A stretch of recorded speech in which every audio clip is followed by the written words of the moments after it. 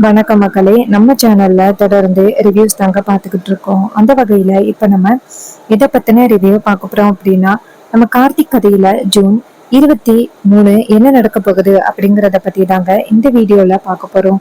So மறக்காம இந்த வீடியோக்கு லைக் பண்ணிக்கோங்க, நம்ம சேனலையும் சப்ஸ்கிரைப் பண்ணிட்டு பக்கத்துல உள்ள பெல் ஐகானையும் கிளிக் பண்ணி ஆல்னு செட் பண்ணிக்கோங்க.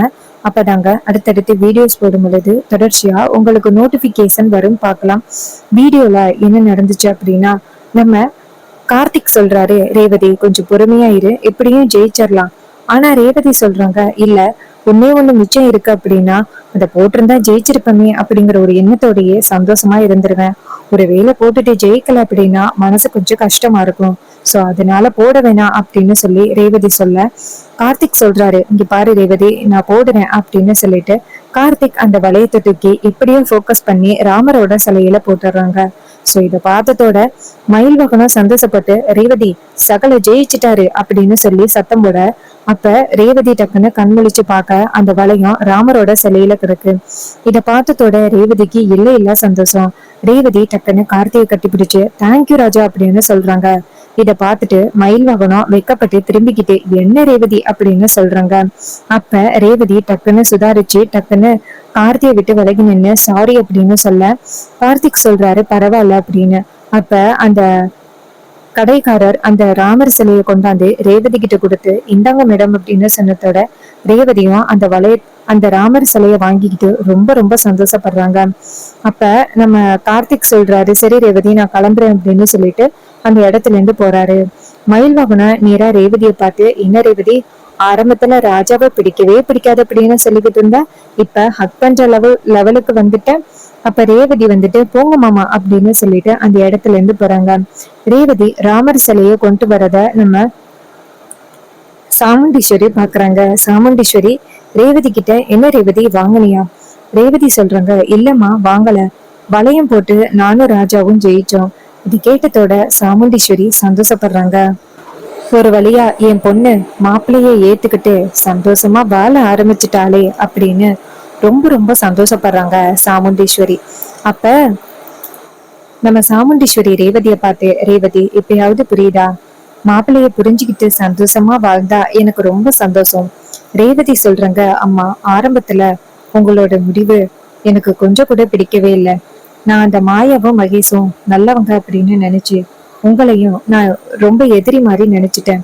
ஆனா இப்பதாம்மா புரியுது அவங்க எந்த அளவுக்கு மோசமான ஆள் அப்படின்னு. அப்புறம்தான் எனக்கு புரிஞ்சிச்சு ராஜா ரொம்ப நல்லவர் அப்படின்னு. அம்மா சாரிம்மா, உங்களை நான் ரொம்ப டிஸ்டர்ப் பண்ணிட்டேன், கஷ்டப்படுத்திட்டேன். இதை கேட்டதோட சாமுண்டீஸ்வரி சொல்றாங்க, சரி பரவாயில்ல, நடந்தது நடந்ததாவே இருக்கட்டும் அப்படின்னு சொல்லிட்டு நீ ராஜா கூட சேர்ந்து சந்தோஷமா வாழ ஆரம்பிச்சாலே எனக்கு போதுமா அப்படின்னு சொன்னதோட நம்ம ரேவதியும் சரிம்மா அப்படின்னு சொல்லிட்டு அந்த இடத்துல இருந்து போறாங்க. சாமுண்டீஸ்வரி இத பார்த்துட்டு ரொம்ப ரொம்ப சந்தோஷப்படுறாங்க. ஒரு வழியா என் பொண்ணு ராஜாவை ஏத்து சந்தோஷமா வாழ ஆரம்பிச்சுட்டா அப்படின்னு. இன்னொரு பக்கம் ரேவதி நேரா சிலைய கொண்டு போய் அந்த அம்மன் கிட்ட வச்சுட்டு, இது மாதிரி எனக்கு ராஜாவை ரொம்ப பிடிச்சிருக்கு, அவர்கிட்ட என்னோட காதலை சொல்லணும் அப்படின்னு நினைக்கிறேன், அவரை ஏத்துக்க மாட்டாரோ அப்படிங்கிற ஒரு பயம் எனக்கு இருக்கு, என்ன பண்றதுன்னு எனக்கு தெரியல, அவர் என்னை ஏத்துப்பாரா அப்படின்னு சொல்லும் பொழுது அம்மனோட கால் பாதத்துல ஒரு ரோஜாப்பூ விழுகுது. இத பார்த்ததோட ரேவதி ரொம்ப சந்தோஷப்பட்டு, இது மாதிரி நீங்க எனக்கு அனுமதி கொடுத்தாதான் நினைச்சுக்கிறேன் அப்படின்னு ரொம்ப ரொம்ப சந்தோஷப்படுறாங்க. அப்புறமா நம்ம மயிலோகன நேரா கார்த்திகிட்ட, மாப்பிள்ள உங்ககிட்ட ஒண்ணு கேக்குறேனே அப்படின்னு தப்பா நினைச்சுக்காதீங்க. கார்த்திக் சொல்றாரு, சொல்லுங்க என்னாச்சு? மயில்வாகனம் சொல்றாரு, மாப்பிள்ள உங்களுக்கு ரேவதிய ரொம்ப பிடிச்சிருக்கு தானே? கார்த்திக் சொல்றாரு, ஏன் இப்படி கேக்குறீங்க? மயில்வாகனம் சொல்றாரு, இல்ல மாப்பிள்ள, உங்களோட கடந்த கால வாழ்க்கைய பத்தி எனக்கு நல்லாவே தெரியும். நீங்க எந்த அளவுக்கு தீபாவை காதலிச்சீங்க அப்படிங்கறத பத்தி என்கிட்ட நிறையவே சொல்லியிருக்கீங்க. ஒருவேளை கடைசி வரைக்கும் தீபா மேல உள்ள காதலால ரேவதியை ஏத்துக்கலைன்னா என்ன பண்றது? அதுக்குதான் மாப்பிள்ள சொன்னேன். இதை கேட்டதோட கார்த்திக் சொல்றாரு, இங்க பாருங்க, தீபா கடந்த கால வாழ்க்கை, அவ மேல எந்த அளவுக்கு நான் காதலோட இருந்தனோ அதே காதல் இன்னும் இருக்கு, அது இன்னைக்குமே மறையாது. அதே மாதிரி ரேவதியையே நான் நல்லபடியா பார்த்துப்பேன். ரேவதிக்கு எந்தவித கெடுதலும் நான் நினைக்க மாட்டேன்.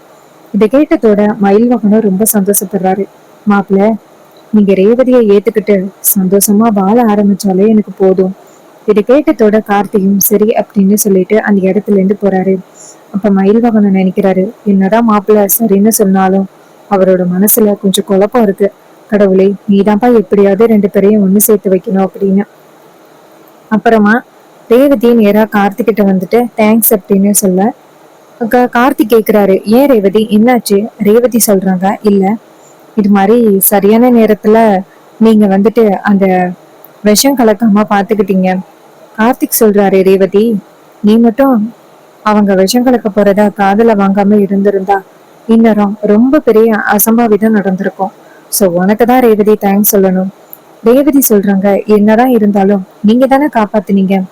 அப்ப கார்த்திக் சொல்றாரு, சரி போதும், ஆளுக்கு ஆளு மாறி மாறி தேங்க்ஸ் சொல்லிக்கிட்டே இருக்கோம்.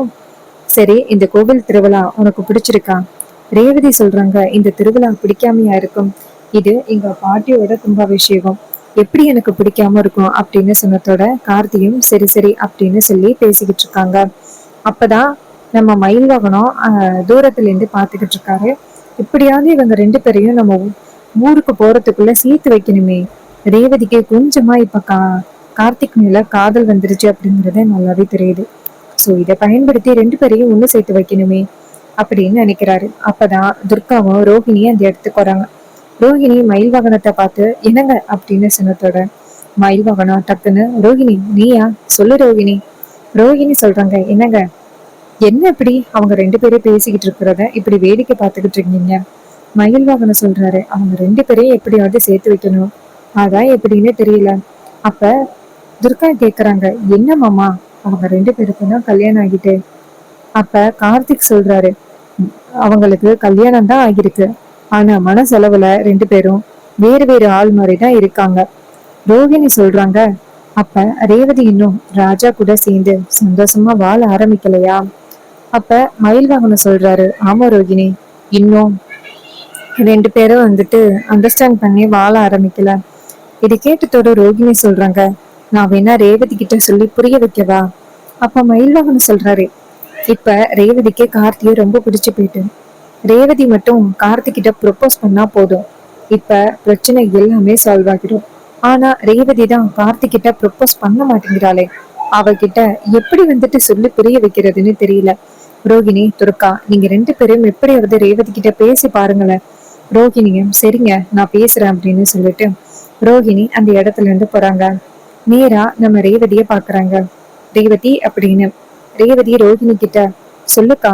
ரோஹிணி சொல்றாங்க, ரேவதி இது மாதிரி நீ மகேஷ காதலிச்சுதான் கல்யாணம் பண்ண போற அப்படிங்கிற விஷயம் எனக்கு முன்னாடியே தெரியும்.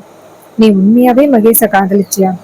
அப்ப ரேவதி சொல்றாங்க, அக்கா நான் மகேஷ ஒண்ணு காதலிக்கலக்கா, அது ஒண்ணு காதல் இல்ல, அவங்க சொன்னாங்க அப்படிங்கறதுக்காக நான் பாவப்பட்டுதான் அவரை கல்யாணம் பண்ணணும் அப்படின்னு நினைச்சேனே தவிர்த்து அவரை நான் என்னைக்குமே காதலிக்கல. நான் காதலிச்சது வேற ஒருத்தர் அப்படின்னு ரோஹிணி சொல்றாங்க, யாரு ரேவதி? அப்ப ரேவதி வந்துட்டு கார்த்தியை கை காமிக்கிறாங்க. அப்ப ரோஹிணி சொல்றாங்க, இங்க பாரு, நீதான் ராஜாவை காதலிக்கிறியல்ல, அப்புறம் என்ன அவர்கிட்ட உன் காதல சொன்னான்னு நீ பாட்டுக்கு இப்படி டிலே பண்ணிக்கிட்டே இருந்தேன்னு வச்சுக்க, வேற எவளாவது ராஜாவுக்கு ப்ரப்போஸ் பண்ணி கூட்டிட்டு போயிடுவாளுவ. இதை கேட்டதோட ரேவதி அதிர்ச்சி ஆகுறாங்க, அக்கா அவரு என்னோட ஹஸ்பண்ட்.